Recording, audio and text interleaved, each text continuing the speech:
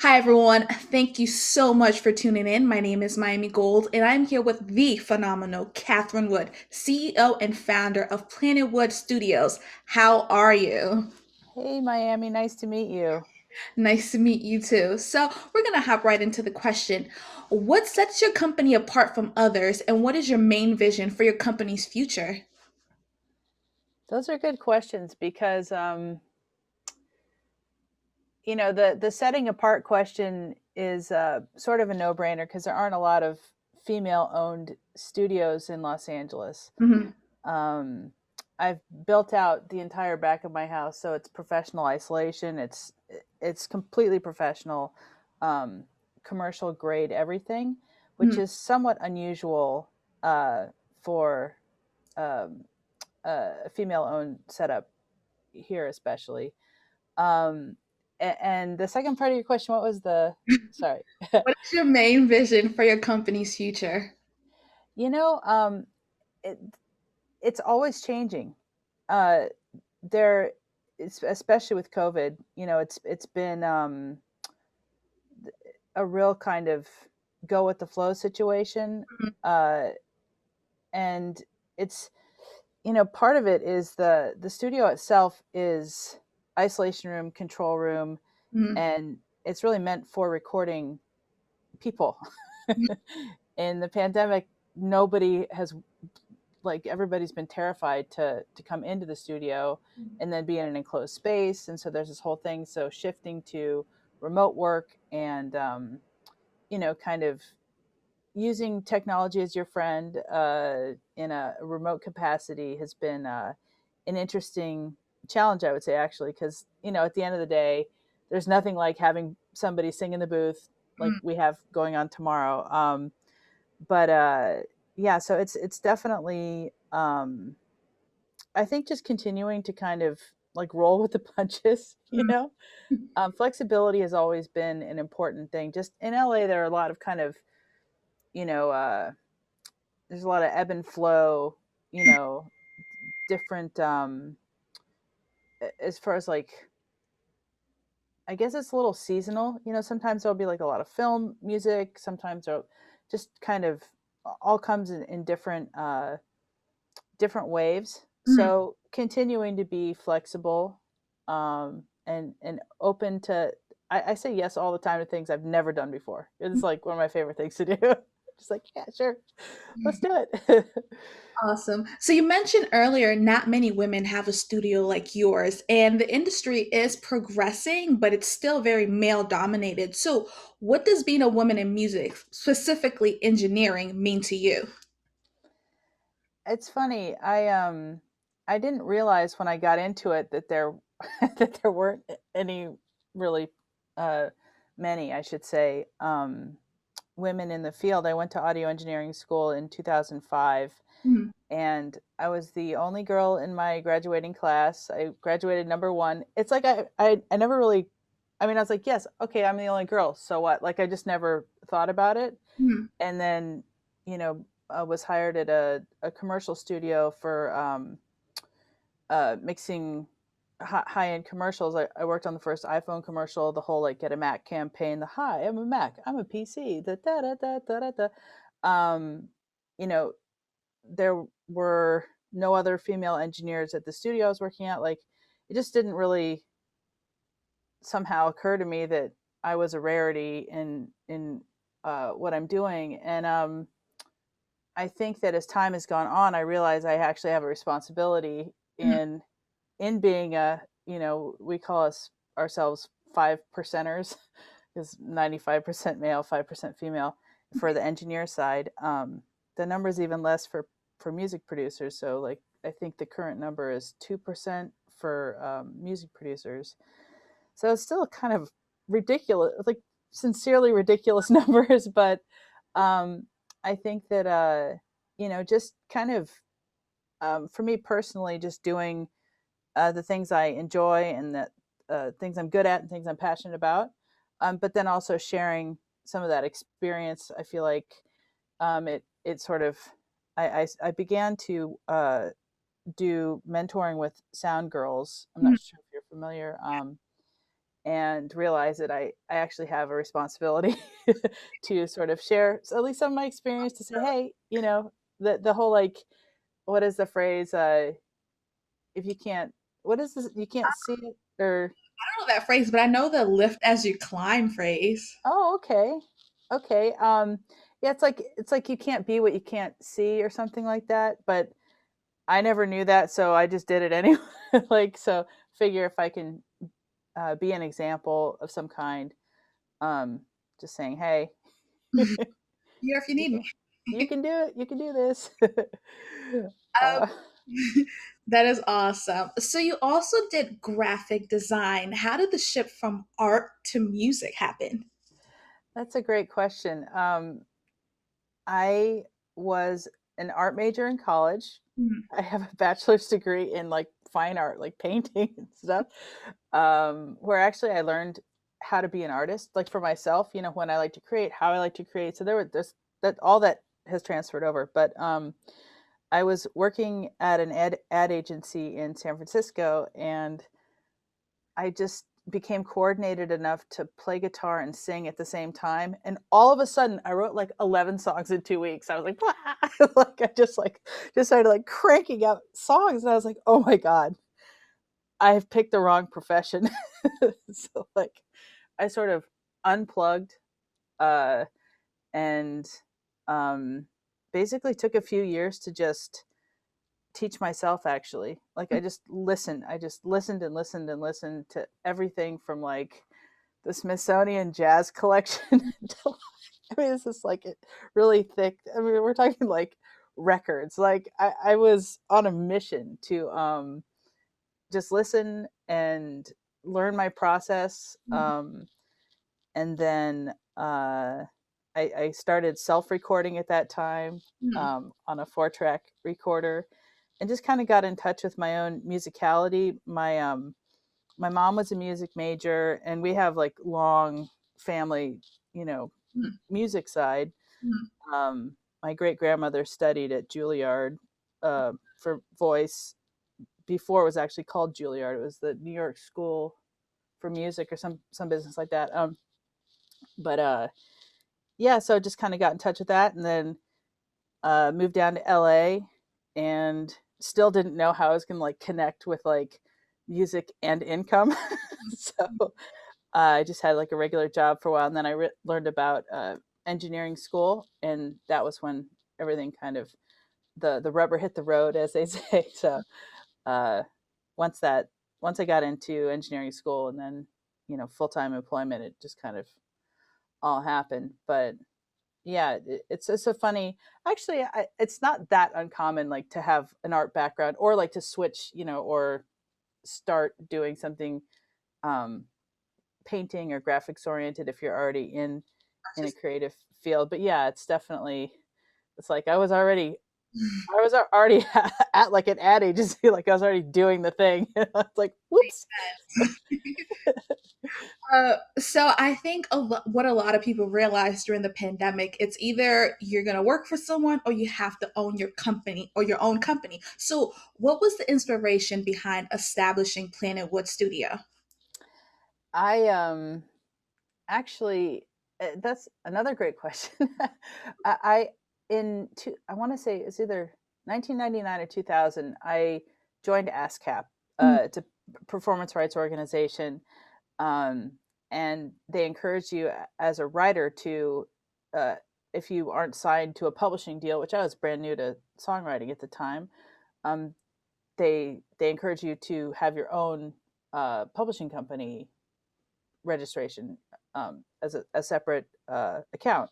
So you had to pick a name, and I just picked PlanetWood Productions. Like that was available in the ASCAP database, and I just thought, for some reason, it just seemed like a good name idea, mm, and so my publishing entity ended up becoming the PlanetWood as a name, ended up becoming PlanetWood Studios, turning it into an LLC later.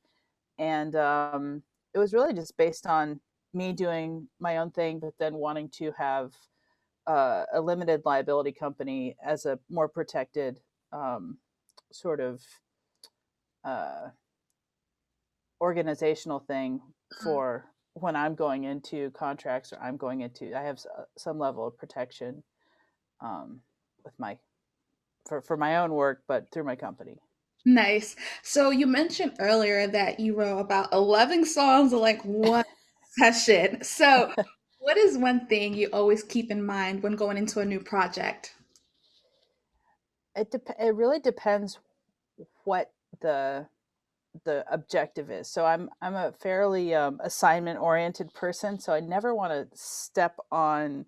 If I'm producing something, I don't want to step on the artists, whatever they have. I want to elevate them. Mm, So keeping in mind what my role is, and I really, because I wear a lot of hats, and sometimes it can actually be hard where it's like, for instance, being a vocal producer mm, and being in session as an engineer, mm, not producing the vocals. Like mm, it's really hard for me to be like, like, do not comment on, like let the producer be, because everybody has their own vision for how it's supposed to be. So recognizing what my role is, and then just kind of staying in my lane for whatever the job is. mm. Uh, but yeah, that's usually my general angle going into new projects. Wait, and so multiple hats. How do you have a life work balance? How do you do it all? It's I really enjoy a lot of things, Mm, so I'm just kind of honestly like just having as much of a good time as mm, possible, like all the time. So uh I'm learning a lot about new genres all the time, and it's just very engaging and interesting for mm, me. So like in learning about I've been working a lot more in pop this last year. mm, Structure is quite different from other kinds of songwriting, mm. and I've just, it's fun for me to learn. So it's just kind of like, okay, I have that new little hat I can put on.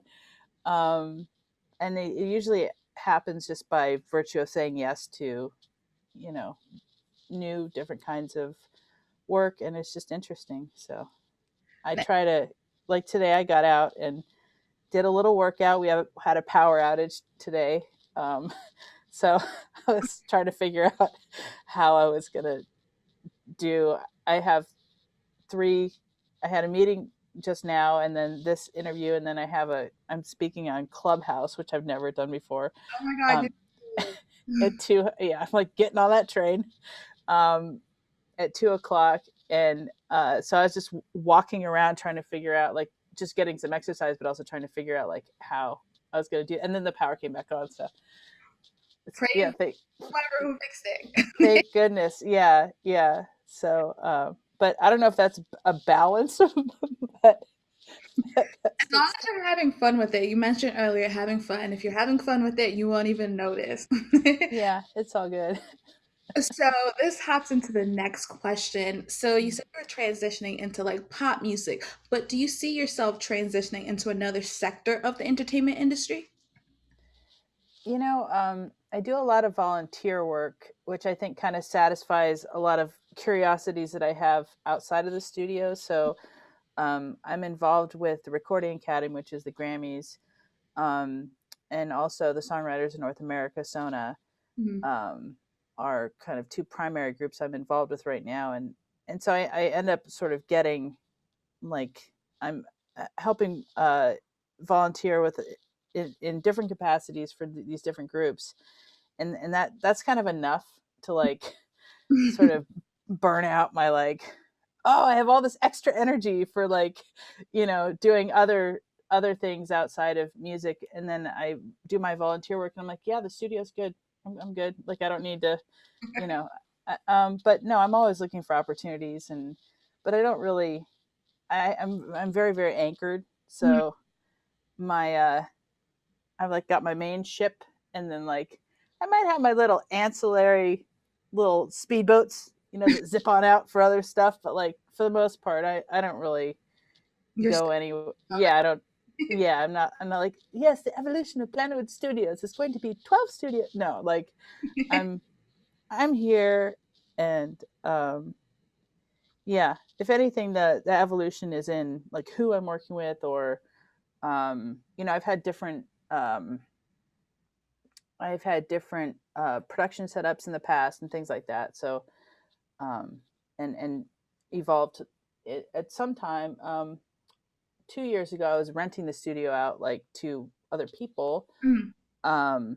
That's certainly not a possibility now. With I'm not letting anybody in like during like people I don't know. I'm not like come rent my studio. No, like not happening. So I pretty much just stick to my current what's happening. Got it. So, can you tell us one of your favorite projects you've worked on? I would have to say, Two if you wow. want. I mean that there's such a range. I will say that I've been really enjoying. I've been working with an Australian uh, DJ producer artist Gem on this soft retro electro music. It's been very very rewarding. Mhm. Um, and she's a brilliant producer and a killer songwriter. And so it's just like that I would say certainly this last year that the shining light in COVID has been that work for sure, and that'll be continuing. So it's really rewarding to be involved in projects that are not just sonically interesting, but um, I don't want to say like emotionally rewarding, but the songwriting is good. The music is good, like because I get to work on all kinds of things where my job is on the sound side, so it's not necessarily doing anything creative. Like if I'm uh, engineering on something, I'm not really inputting to the songwriting, inputting to the production on it. So um, it's been fun to be working on music that I really truly enjoy. So that's really rewarding. Love it. So, we're going to go into the last question. What is your hope for the younger women of this generation in music? Do your thing. Like I want this comes up again and again when I do like panels or I'm in front of, and they'll come up and like there's a microphone passing around or whatever, and a lot of there's so much hesitancy and a lack of confidence sometimes, like self confidence or even knowing that they can do it. Mhm. Because I think like I played sports like when if you take other things like you know I've played on many different sports teams. Like women have confidence. Mhm. Like there is no shortage of in certain circumstances. Mhm.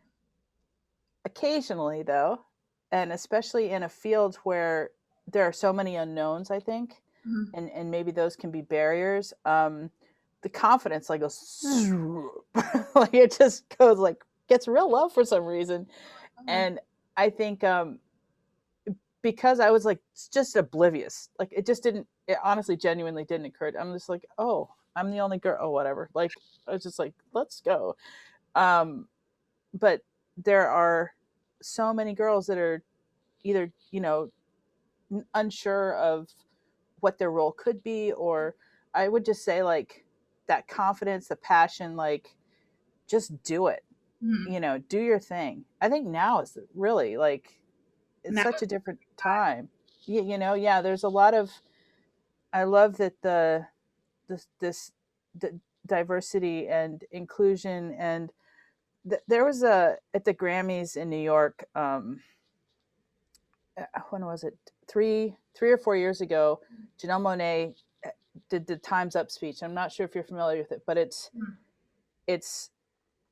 it was really I feel like the start of the wave of like let's get with the program, people. Like you know, uh, and so since then I feel like there's been so much change, and I'm so happy that like a light's being shown on all the shit that's like, come on, guys, like this is just like, under the rug. Now is the time to call it out. yeah, let's like, can we stop doing this stuff that's like so like humanity? Let's get with the program, really. So I think it's definitely not, like if you want to do something, go do it. and if you don't have like immediate support in your own family, like my parents were like, honey, do you write, do you play an instrument? Like I was like, I want to be at this, and they're like, but you're already like, you have a career, like what are you doing, and like, so I had years of like getting family on board to be like, no, I can do this. They're like, yeah, but how are you going to make a living? Like, the practical things. But if you don't have support, there are groups around, and there are Yeah, places to, like Feminine Roar, you know, um, definitely resources. very true.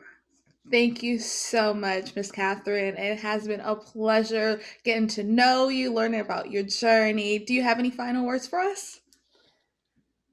Gosh, I just say go get what you want. Have a good time. Awesome. Thank you so much. It was great speaking with you. Thanks, Miami.